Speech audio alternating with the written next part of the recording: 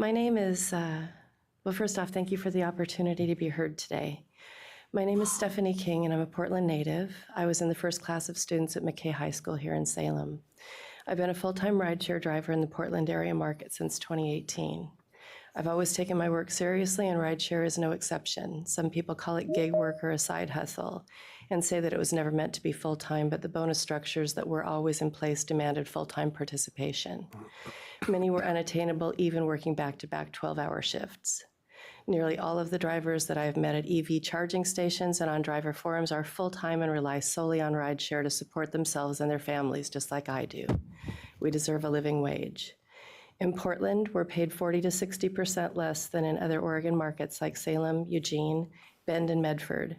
Over the years, Lyft and Uber have continually cut wages for doing the same work. Long story short, over the last year and a half or so, that's amounted to a $1,600 a month pay cut for me.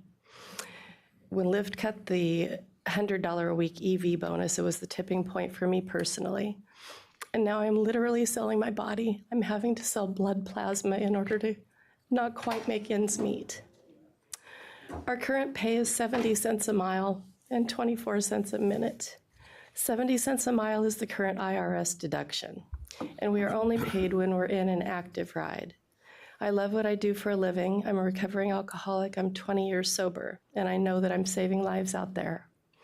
I cannot physically drive 50 or 60 hours a week, like so many other drivers are doing.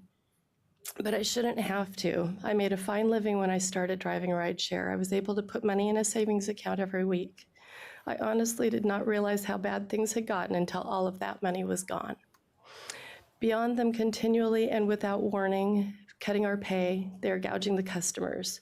I have a screenshot right here from a trip from Clackamas to the airport. They charged the passenger $116, and I was paid $18. Driver pay does not correlate to the surges that passengers pay in any way.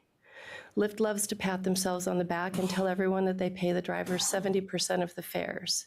The fine print is that that 70% is after their expenses and insurance.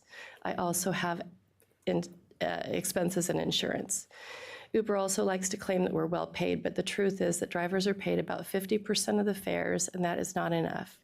My story is not unique by any stretch of the imagination.